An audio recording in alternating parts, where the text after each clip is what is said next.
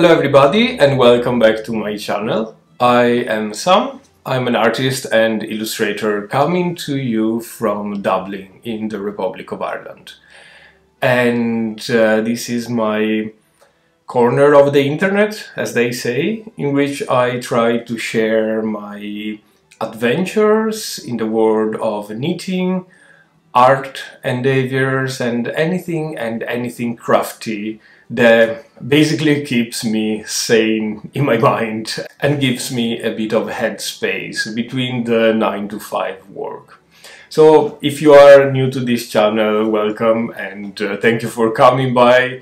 If you are an old-time subscriber, you may see we have a change of environment today and I am surrounded by plants basically. This is not my usual podcast in which I talk about my finished works, works in progress, acquisition and so on and so forth.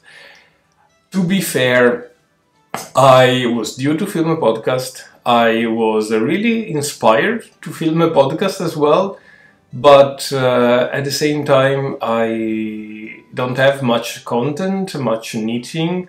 I have been focusing my attention in one jumper only, and if you want to know more, follow me on Instagram or wait for the next podcast, it's coming. And so, yeah, I found myself without content, so I turned to the Instagram and here on YouTube asking you to ask me questions. So today this will be a sort of a Q&A type of thing, hence the greenery around us. So I post the question thingy on Instagram this morning. Today is the 21st of March, it's the first day of spring. Oh yeah, spring. Happy spring. I don't know if you say that. By the way, happy St. Patrick's Day if you are Irish descendant, or if you celebrate St. Patrick's. It's just been last week. Happy St. Patrick's Day, everybody. Anyway, I was posting this morning the Q&A thingy on Instagram, and in half an hour, more or less, I received, I don't know, about 40 questions, which is great. And so rather than postponing this video to Friday, as usual, I thought, why not jumping into the tube and answering some of your questions. We may do another round of questions later on, maybe next month, or maybe this can become some sort of recurrent thing. I don't know. But thank you so much for everybody that asked a question. So let's get started. I wrote all the questions that we can address today here on my Moleskine agenda type of thing, and yeah. So among all those questions there were some that I really can't answer. All like private question about myself, my private life, my family. Those are things that I kind of decided to keep out of the internet because they are private, they're for me, and I don't think it's nice for me to share with everybody in the world. I've been working for many years in the tech environment, so I know that there are out there some bad people and content can be misled as well. So I took all those questions that are kind of knitting related, or if they are personal, they are not touching other members of my family or my private life. One of these questions is quite nice, and thank you so much for asking it. Ruth from the Ruth Loves to Knit podcast, brilliant podcast, check it out on here on YouTube or her Instagram profile. She is brilliant and she's Irish, so happy St. Patrick's Day to you, Ruth. She was asking, tell us about your early life. You accomplished so much, blah blah blah. I haven't really accomplished that much, Ruth, but thank you so much for asking this question. I think it's an explanation that is probably due.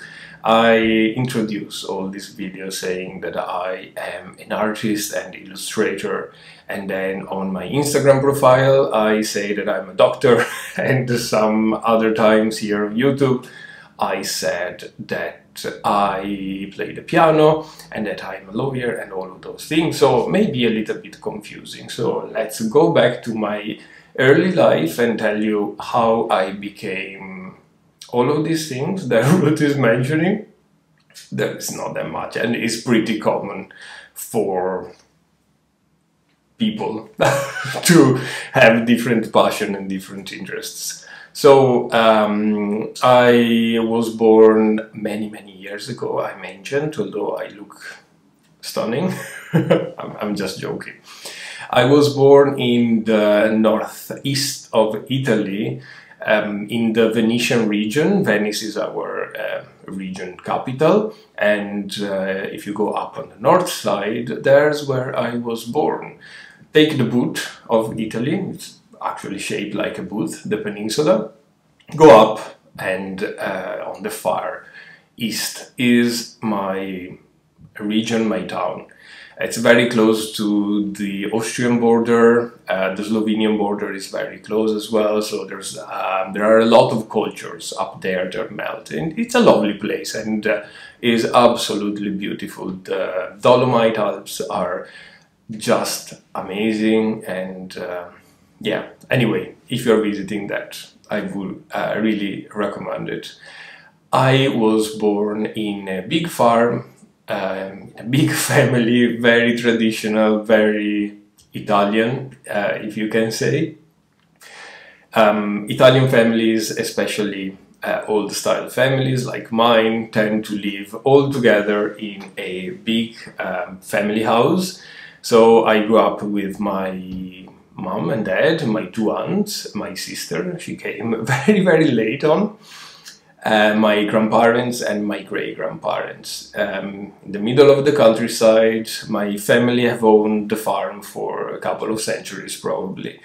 And yeah, it was sort of an idyllic type of life. I was always out and about in the fields, helping my dad, my grandfather. I was always with my great-grandmother telling stories or listening to stories she told about the war, about the old times. I think I had the best childhood ever.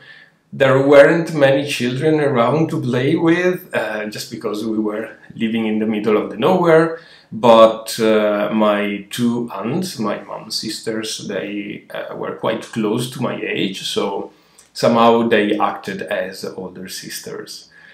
What else to say? Yeah, it was a brilliant childhood, and I have very fond memories of my family and that place, of course.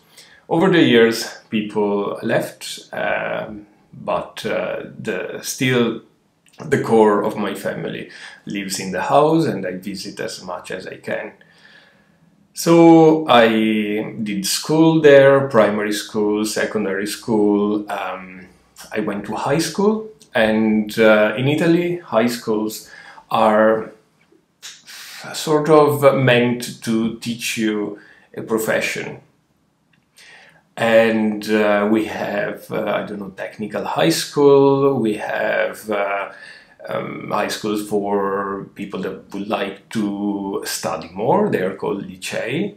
And I did one of those, just because I had absolutely no clue at 14 years of age what I would have become. So I decided to study classical literature, philosophy, psychology, Latin and Greek. That was my main high school. It's called Liceo Classico in Italian, it's the classical studies. After the 5 years of Liceo Classico, with all this big head of dreams and studies and knowledge, I was back to square one on what I would have done for a living. Meanwhile, though, since I was very, very young, since the age of 5, I had been studying the piano. So during high school, during middle school and high school, I always went to piano lessons, and then I got into the Conservatory of Music of Venice, and I graduated eventually in piano and composition. So that was kind of my fun part of life. I really wasn't into sports, so you know how many children go and play rugby and football and swimming lessons. I really wasn't that person. So my fun thing was to play the piano. And yeah, I brought it up until the end of high school when I graduated in piano and composition. So it was time to choose my profession, and in my heart I really wanted to become a professional pianist. But of course, coming from a very traditional family, that really wasn't my parents' plan. So I chose to study law. And this choice was made by a couple of things. One, the university was pretty close to my town, so I wouldn't have to leave town, and I would have the chance to keep playing music. And the second piece was that I had a brilliant law professor in high school, and yeah, probably instilled the love for this subject in me. And I found that his knowledge was just much wider than pure law, but he knew a lot about philosophy, about literature, and I wanted to be that person as well. So I started studying law. I graduated from what you call in England, like in the English-speaking world, law school. In Italian, it's called Jurisprudenza, which the translation, the closest translation is jurisprudence. Anyway, I studied that. The law curriculum in Italy is crazy. We study everything from statistics and math, English, computer science, all the way up to Roman law, civil law, criminal procedures, and so on and so forth. Philosophy is a big subject as well. I really, really loved it, and I graduated with a thesis on the Irish bailout of 2011-14, which was a very hot topic back then. I chose that topic because I already had a big, big love for Ireland, and I knew that somehow I had to move to Ireland, or at least have a strong connection with Ireland. I did that, and then the thesis topic was quite interesting and hot at the moment, so I got offered a doctorate in public comparative law. I did that, and there was a way somehow to keep studying without being bound to a 9-to-5 job or starting my progression to become, I don't know, a lawyer, a notary public, or a judge, which are the subject that every law student in Italy are due to. During university, though, I kept playing the piano. I was part for a very brief time of the National Orchestra in Italy, and then I always gave piano lessons and music, theory of music lessons, and so on and so forth to pay my study. I kind of didn't want my family just to pay for everything. It was just a little bit of a consciousness or proud thing to do, but I really loved that. That kept me away from the books for that 2-3 hours a day, which was really helpful for my mental health, I suppose. It was a beautiful, happy time of my life. I was studying, I was giving piano lessons, I was playing, I was having fun with a lot of friends. It was just, I have, once again, very, very good memories of that time.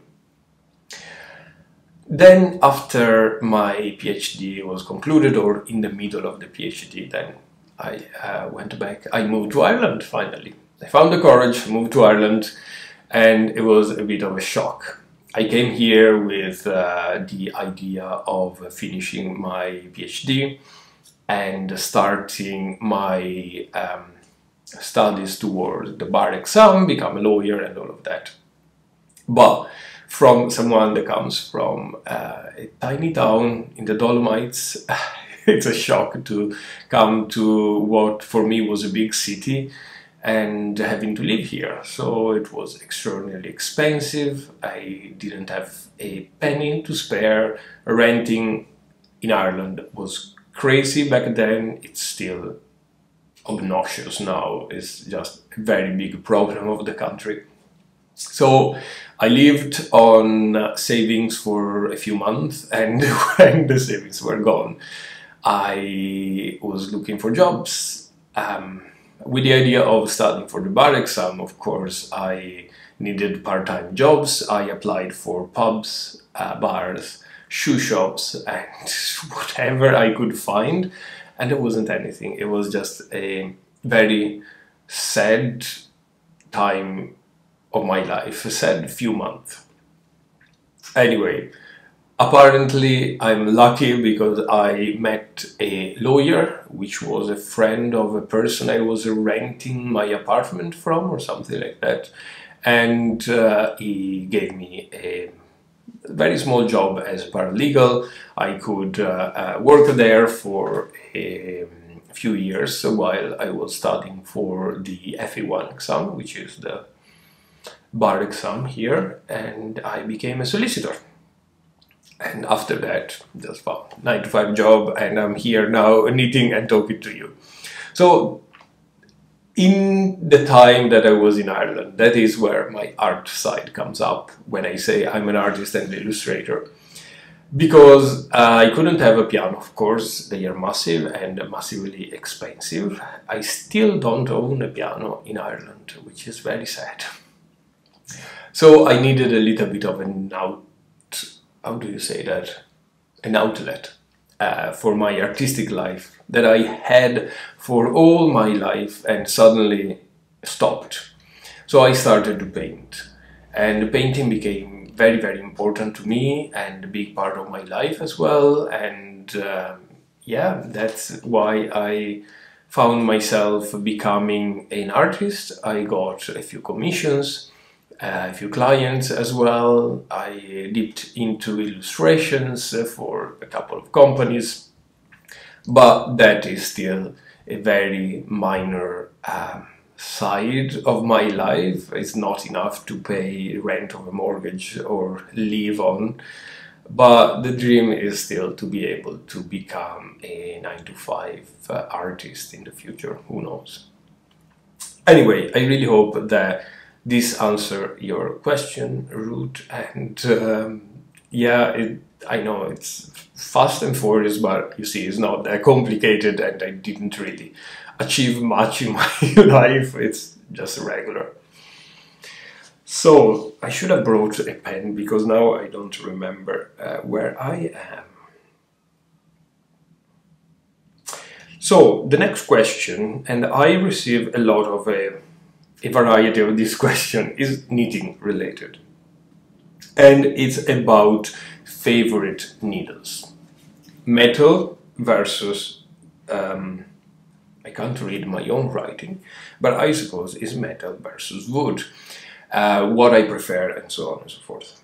So I brought with me my needles here, and I'll show you.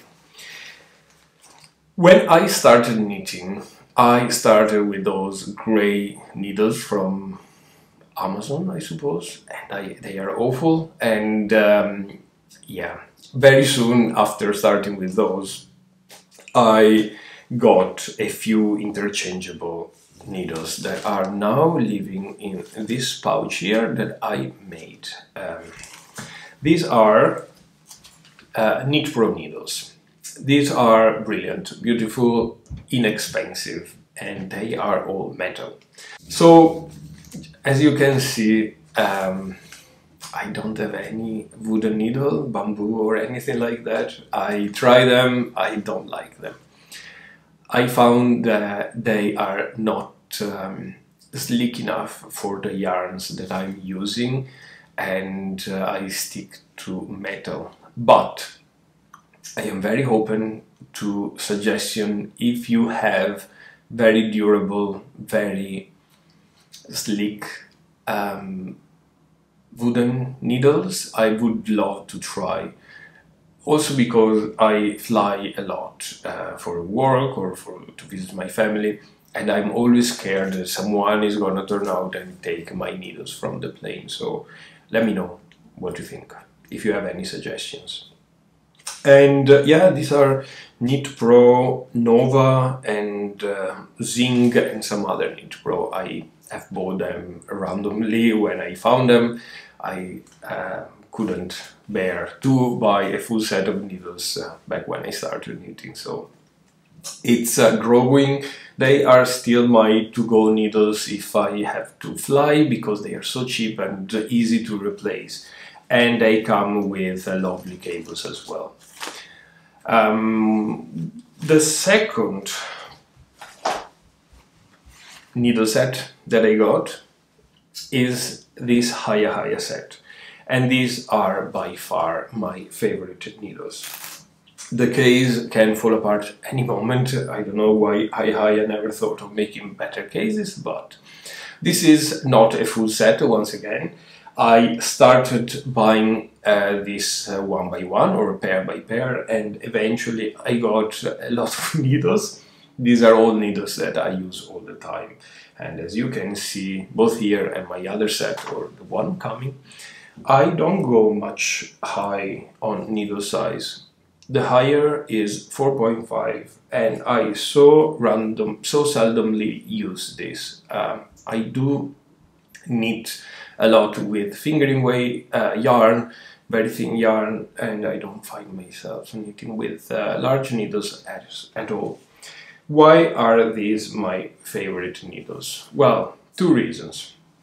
One is that they are on the right side of the pricing point, but the main reason is that they come with glorious cords. I don't know if you can see the cord here, but it turns into now the camera is facing on my face, is focusing on my face, but the needles twist on itself on the cable, so you never get this involved in your knitting or raveling up or doing stuff.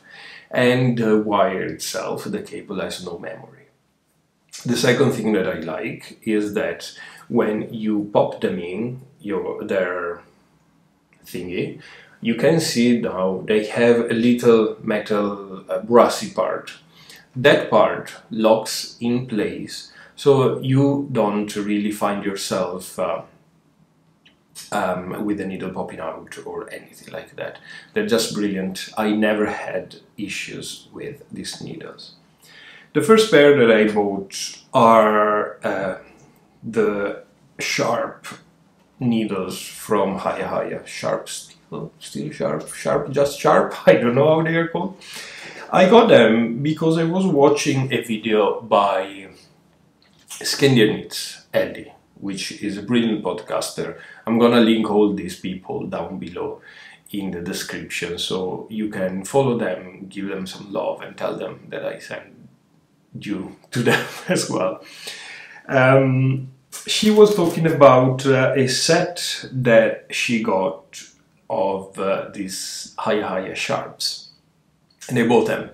I found that they are really sharp, really they stick into your fingers, or they tend to split your yarn.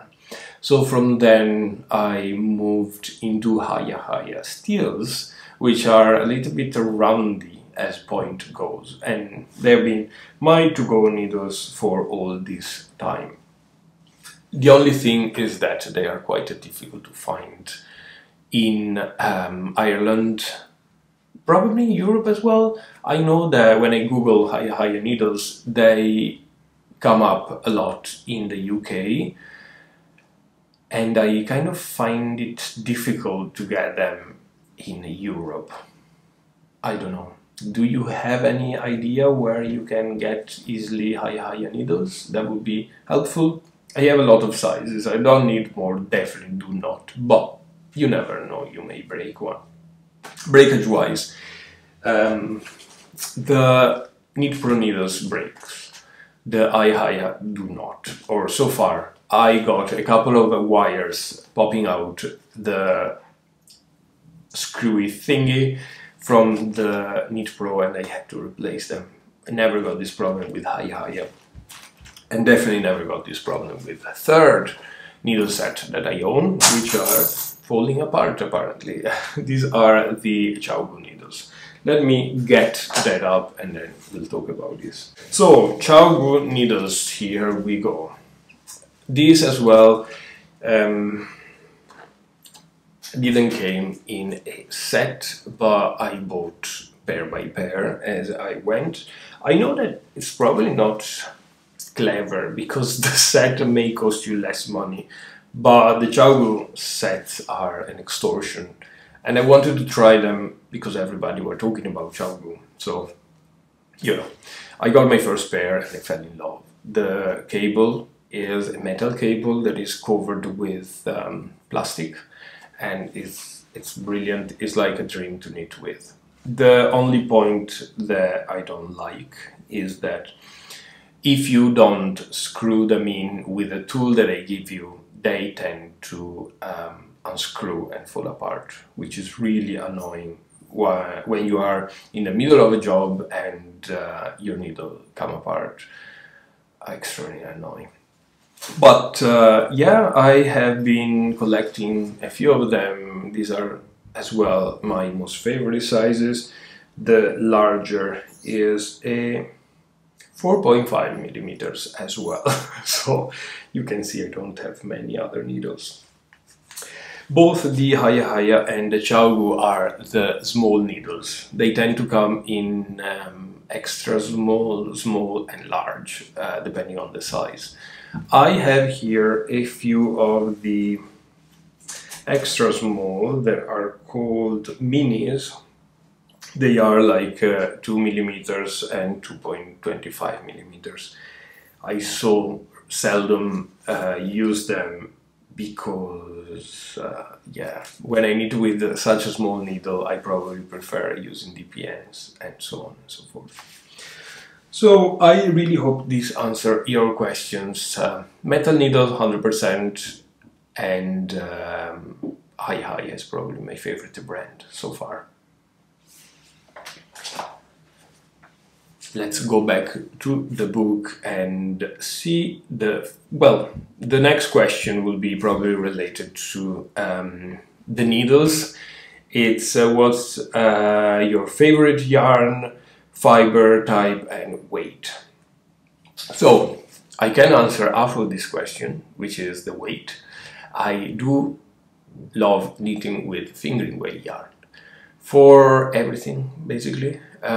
This because I find that living in Ireland is not that cold, so jumpers knitted up in Aran way or DK way can be very heavy and very warm, and yeah, I can't stand them. So I end up knitting full jumpers in fingering weight yarn. Same is for socks. So type of fibers. I don't have much experience with different fibers. I know that I like wool, I like how they knit up, I like the fabric itself, but wool tend to be very itchy on my skin. So if I knit up a jumper in pure wool, it will be, I would wear it with a shirt underneath or something like that. I recently found that super wash wool comes into fingering weight yarn as well, which is probably becoming my favorite yarn to wear, my favorite fabric to wear, because it's not that itchy and I can wear it just with a t-shirt underneath or next to skin. Having said that, I don't enjoy knitting with it, and I have to be super careful with gauge, tension, and so on and so forth. I haven't tried yet to knit with acrylics, so I can't speak for acrylic, but I'm a bit mindful of the impact that I'm making on this world. I know it sounds awful, but you know what I mean. If I can avoid to put out there more plastic, I would. This is not to say that acrylic is not good. I say 90% of the yarn that you can buy in this country is acrylic yarn, and yeah, I still tend to stick to wool. I tried a couple of alpacas. It's very, very nice, both to knit and to wear, but it's very, very warm as well. So when it comes to alpaca, I'm a bit shy away. As I said, I'm not very experienced with different type of yarns, so I can't really give you much more information on this. Brands that I like, I do love Hostgard, super soft wool. That is my to-go wool, comes in big cone, and it's just lovely to knit up and to wear as a fabric. The thing though is, and I mentioned this before in my podcast, wash it, wash it, wash it. Don't be afraid to wash your knitted Hostgard jumpers 3-4 times. The more you wash it, the softer it becomes. It doesn't become softer as super wash wool, but it becomes really, really soft. So that is a recommendation that I would like to give you. So the next question is, what do you like to knit the most? I never seen a shawl in your rubbery. What's going on? Thank you so much for this question. What's going on is that I do not wear shawls. I so seldom wear scarves, never mind a shawl. I think that it's becoming a little bit of a joke now because everybody is knitting shawls, and I do love the designs, but I don't wear them.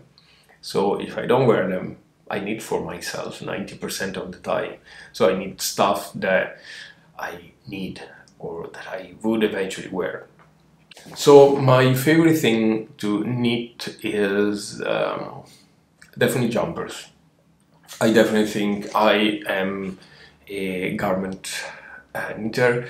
I do enjoy knitting some accessories, the most part is socks, not because I love wearing knitted socks, but because I do love the construction.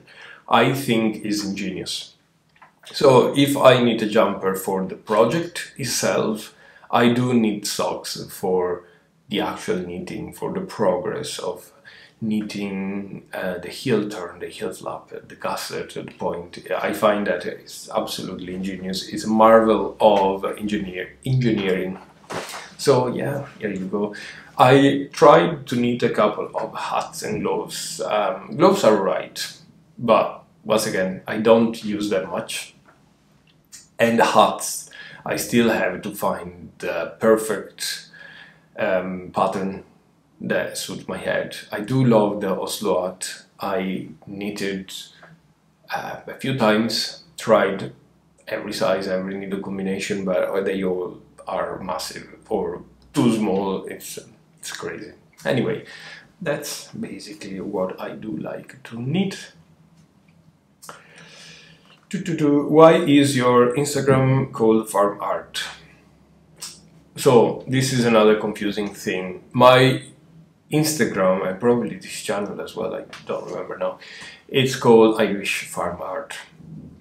This is kind of the art brand ish that I kind of created when I started painting, because I am painting 90% of the time animals and farmy environments, stuff that are kind of familiar to me. And living in Ireland, I find inspiration in the farming environment around here. So I thought it was clever to name my channel Irish Farm Art, to keep it close to my heart and as well close to the land that somehow adopted me. So here you go. I know it's confusing because this podcast is called Irish Knitting Podcast and the Instagram account is called Irish Farm Art and so on and so forth. What happened here? Would you recommend me to change the situation and change the naming, the branding? I don't know. I find that it's impossible for me to grow this channel or Instagram, and I probably came to the conclusion that maybe the name, but I don't know. Let me know what you think. Someone asked me if I would like to go back to Italy at some point. I think that may be inevitable when my parents become too old, but I don't know. I have a brilliant life here, a lot of friends, and I don't think that is in the plan for the future, near or far. Maybe in the plan later in my life, but that depends to how my life turned out to be and all my relations over here as well. So can't answer really that question, and but I'm very happy here, and I'm only a couple of hours on a plane, and planes are very cheap from Ireland to Italy, so it's not an issue. It's like I was living in another Italian city and it was just a short ride away. Any indie dyer that you would recommend, maybe from Ireland? So this is an interesting question because I do really not buy indie dyed yarn at all. And this is for a couple of reasons. First, I am really a monochrome type of person, solid color type of person. You will probably never see me knitting with variegated yarns, a speckled yarn, ombre yarns, stuff like that. So it's very difficult to find an indie dyed yarn that is a strong, solid yarn. And the other piece is the cost. I tend to knit for fun, and I do not want to spend millions of my yarn. Although it happens that I bought a couple of indie dyed yarn from Ireland, and the dyer was Fine Leaves yarn. I would really recommend it. It's on my Instagram. I'll put the link here below as well. Check them out. They are so beautiful. When I got the chance to get my hand on them, I absolutely love them. They are so pretty, so beautiful, and the attention to details of indie dyed yarn is just outstanding. So yeah, I know as an artist myself, or someone that tries to sell art online, I know how difficult it is and how much work you put into your artistic world. And I relate with the indie dyed yarn. My own paintings have a price because I put an amount of energy, effort, materials on that. So indie dyed yarn has to have a higher price because you need to take into account the time, you need to take into account the materials, and commercial yarn is so much cheaper because you have a big factory. There is a fly, big factory that pop out yarn constantly, and it's not the same. So you paid for the artistic value as well, I think, which is brilliant. I would love in the future to be able to afford more indie dyed yarn or have some more knowledge, but yeah, so far. So How to compare... Oh yeah, how to compare Pergint with Hostgard? This is a question that I just received on my last podcast. I was talking about a jumper that I have been knitting with Pergint. Pergint is a decay yarn by Sandnes Garn. It's a beautiful Norwegian yarn, very lofty, very nice, woolly wool, proper wool. The one that I will say I don't like to knit with, but it's a good yarn. And if you know me, I love Hostgard, so this person asked me how to compare the two. So first off, they are two different ways of yarn. Pergint is decay, Hostgard is fingering. But let's say that we hold the Hostgard double, so we get two decays. The first thing is the weight of the fabric. I find that Host is resulting in such a much lighter fabric than Pergint. The second piece is the cost point. Hostgard is a kilo of, 500 grams of yarn for about 30 euros. Pergint is 5 euro for a ball of 50 grams of yarn. Now, I have absolutely no idea about the weight towards meterage, but I suspect that Hostgard has more meterage per weight than Pergint. If you have those Hostgard double, let me repeat that. Because the final work is definitely lighter with Hostgard than Pergint. Does this make any sense? So I think on the cost side, Host is still cheaper. Colors, we are there. There's a lot of colors in Hostgard and there are a lot of colors with Pergint. So availability is another point that probably we need to talk about. Pergint and Host are available everywhere, at least in Europe. And they are very easy to find. So that is probably not a issue of contender between the two. It comes probably down to softness and itchiness of the yarn. You know me, I am a sucker for soft yarn. I do like to wear my jumper close to skin, but with the itchiness it's almost impossible wearing wool to skin, next to skin.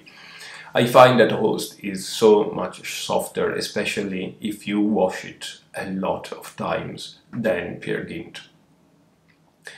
Both, though, are full of stuff. I just recently washed that finished work that I was talking about and knitted in Pergint. And the water came out absolutely brown. So I don't know if now it's spinning oil, if it's residues of the color, the dyes, or if it is like the residue of the ship itself. But it was full of muddy brown thing. When you wash Hostgard, it's full of spinning oil, so you will expect your water to be dirty. I wasn't expecting that with Pergint. Going back to which is my favorite, I think probably Hostgard is my favorite, just because it's so versatile and it's so light and soft.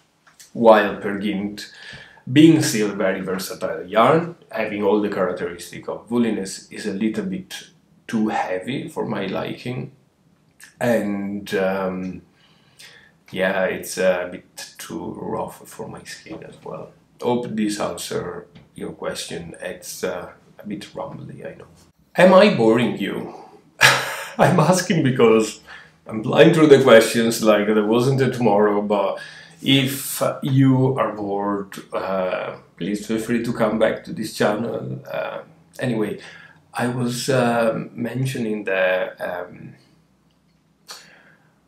it's very embarrassing, but if you wouldn't mind to click the subscribe button, like, comment, that would be great. Anyway, let's go on with the question. Stop talking about stuff. So, is there any podcaster that you're obsessed with? I know that Arne and Carlos is among your favorite. Who other? So, good question. Arne and Carlos are among my favorite podcasters or designers. They are brilliant, and their podcast never gets old. They are very funny, very inspiring, and so on and so forth. But I was looking into my... sorry for the light changing. This is not a great place to film. I was looking into my YouTube history, and a couple of podcasters that I need to mention because I'm absolutely obsessed are first of all, Ruth Lost Neat here on YouTube. She is someone that I consider good online friends just because I've been following her for so many months now. I would say years, probably it's not years, but for a long time. And she is very inspiring as a knitter. She is brilliant with the colors and will give you a lot of inspiration when it comes to patterns. Some of the patterns that I have knitted come from her recommendation on her podcast. So I find that she always pushes, at least me. I am the person that needs blue, gray, top-up jumper, and that's it basically. And she always pushes the boundary to knit with different colors, with different techniques. Absolutely brilliant. So I would recommend her. I would recommend, of course, Susan from the Wild Cottage Knitting Ireland. She is here on YouTube from County Clare, I suppose, here in Ireland. Amazing podcast. Not just for the knitting, but as well for the scenery. Her podcasts are always full of gorgeous, gorgeous pictures of her garden. She lives in a beautiful stony part of Ireland, in an amazing cottage that I would give my right hand to live in.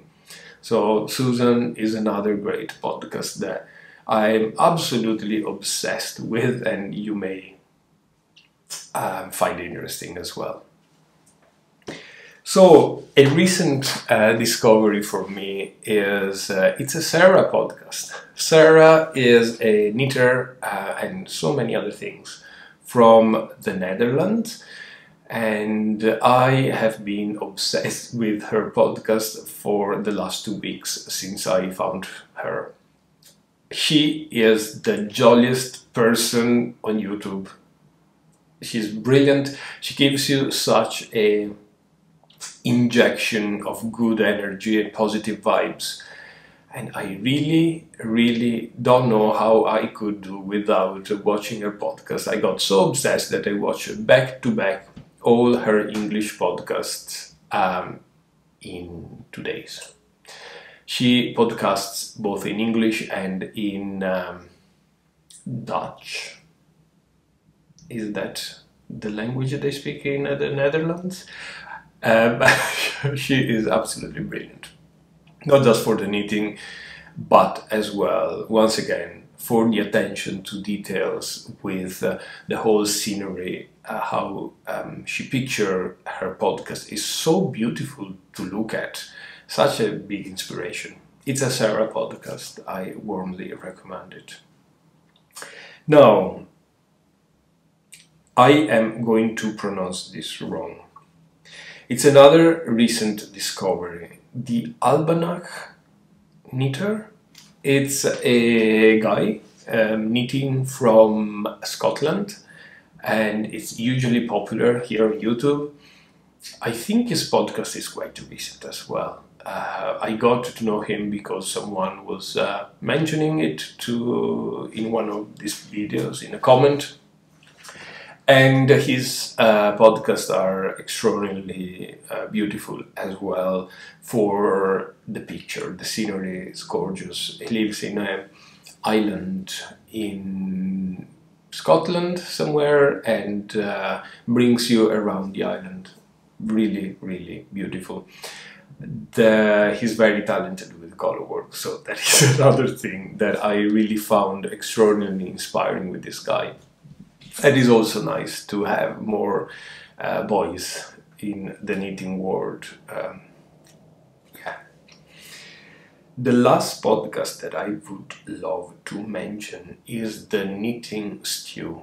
I have probably mentioned this before in my podcasts. It's a long love story with this podcast. I've been following this podcast for a long time. The knitting stew is basically I don't remember her name. Let me check. Lian. Sorry, I completely blanked up. So Lian is a Canadian knitter. She's a flight attendant on, I don't remember which airline, but she always brings you to all the cities that she's laying over or visiting with her work, and it's absolutely stunning. I really want to go to Canada just because her podcast has inspired us so much, and yeah, a brilliant podcast. Once again, the vast majority of these podcasts are important or make me obsessed because of the positive energy that they send you. I watch podcasts in my lunch break or after work, and as you imagine, the job of a lawyer, especially in this turmoil, it's quite stressful lately. So the feeling of positive energy from the Knitting Stew and It's a Sarah podcast and all of them is just absolutely amazing. So check her out. A nice thing that she is doing in every city that Lian is visiting is acknowledging the former people, the people that took care of the land that she is visiting, the first people, the indigenous tribes and so on. I am probably not politically correct now. I'm not familiar with the subject. I'm very sorry. But if you want to know what I mean, check our podcast out. And yeah, these are the main podcasts I'm absolutely obsessed with at the moment. We do have the Grocery Girls, of course. We do have Needles at the Ready, of course. And we do have Knit 365, of course, and all of the others. But yeah, check them out and say hi and, you know, a little comment on their videos or my videos. It's a big help for us to grow the channels and to be able to share more. I don't make any money out of these videos, so it's just a way for me to connect with more people, or for them. So the first page is finished, and let's go to the next page. I said that I may actually divide this into, so let's do a couple of more questions and then we can say goodbye. What is your favorite, what are your favorite tools, the ones you can't live without? And I suppose this is calling for knitting tools that I can't live without. So first thing that I need to address on this question is that you can live without any of your tools. If I think on how my grandma, great-grandmother, my mom knitted, they didn't have stitch markers, they didn't have fancy cables or a row counter, stuff like that.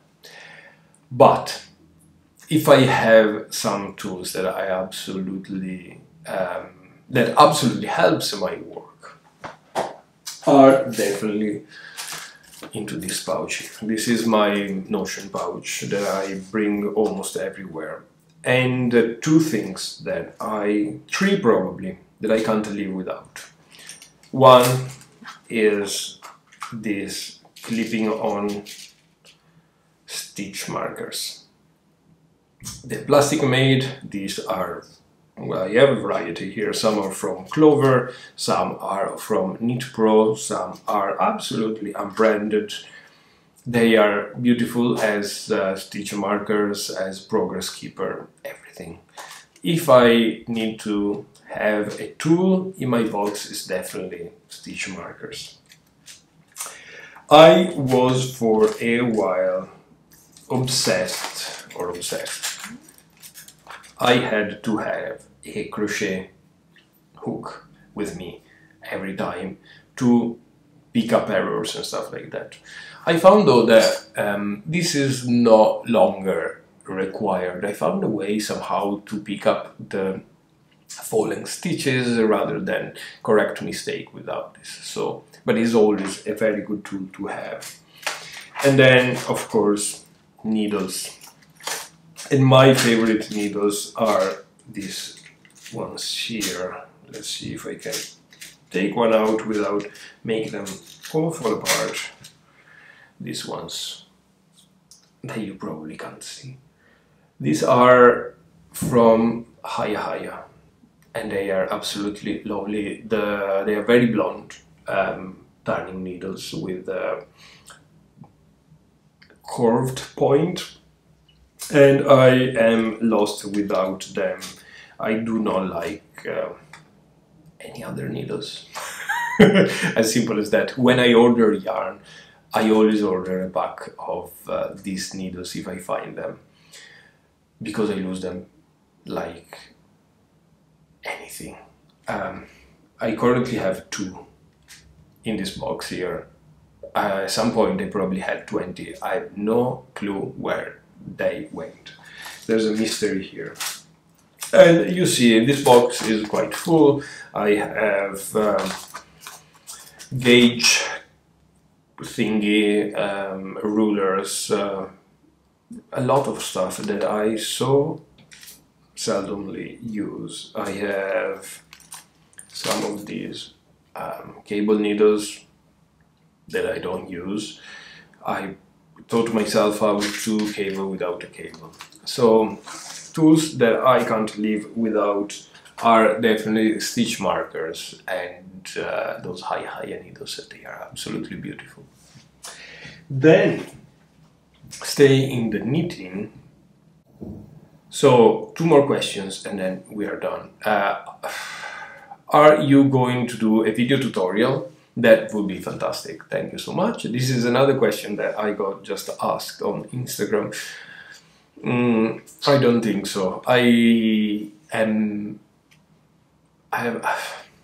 I've tried to do tutorials for my painting thing. You can find some videos here.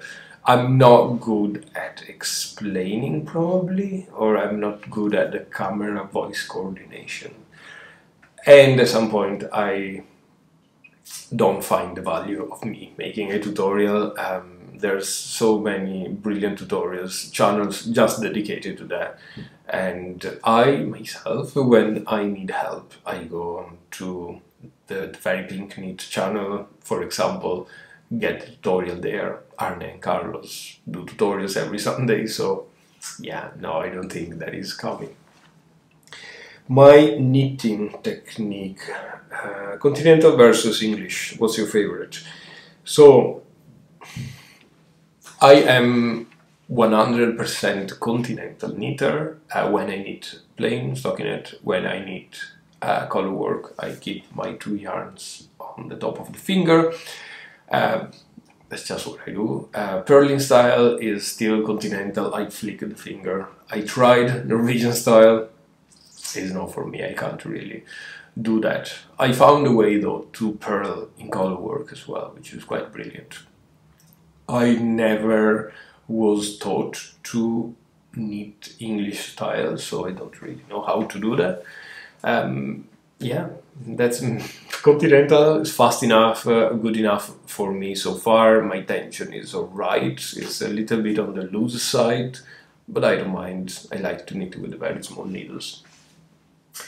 And the last question is the tech editing course that you're attending. You mentioned in your podcast, how is it going, and would you recommend it? I still have issue with reading my own writing.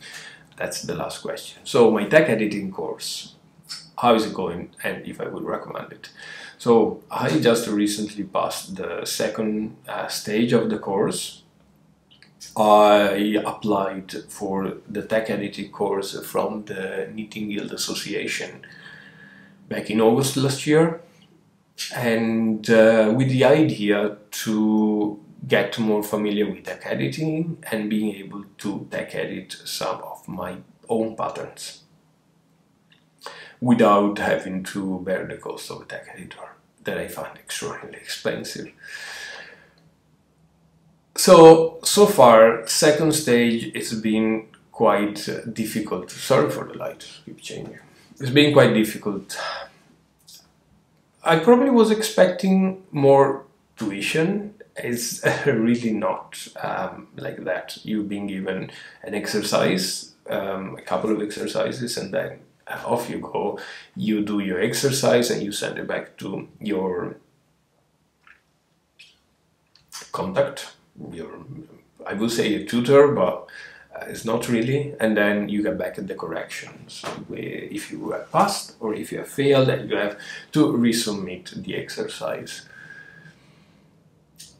So I have feelings that I will probably talk about when I finish this course. It's brilliant because it gives you the possibility to learn all the techniques that you need as a tech editor. Having said that, there is no tuition at all, so you are not taught anything. It's all a game of researching. And as you can see there, this is all my, can you see that? Library of books that I got just for the first 2 lessons of the knitting, the tech editing course, and that is 1% of the books that I was supposed to go through, which is a brilliant thing because you are given the chance to research and to do to build up your own skill by yourself. It's not brilliant because if you don't know anything about nothing, it's even difficult for you to look for the right informations. Yeah, it's a thing. What else can I say? I don't want to say too much at this point because I haven't finished yet, so I haven't formed a good knowledge of the course or an opinion, a good opinion. And I haven't applied that knowledge on a pattern so far outside the tech editing exercises that they give you, so I can't really speak about that. The brilliant thing is that you have access to a lot of knowledge, and you really, if you have time, patience, and probably the right people beside you that you can ask, is probably a very good course. Would you recommend it? I really can't answer this question right now. I do still need to form an opinion. It's very difficult though. That is a point that I would stress. It's not easy. I was probably thinking, oh, okay, it's a very easy thing. You're gonna pass the 3 questions. They're gonna give you all the tools that you need, and they're gonna give you a spreadsheet with all the grading. That's not happening. The spreadsheet, you will create it yourself if you want to, but it is not happening. So yeah, we'll talk more about that. Anyway, I think I've spoken for hours. I don't know if you enjoyed this video. Once again, put a comment down there, or if you want me to dig more in some other questions, let me know. I have still plenty here, but I'm always eager to answer all your questions, and we can do this more often if you like. Anyway, I'll see you in a couple of weeks with hopefully some more knitting and a regular podcast. And bye bye.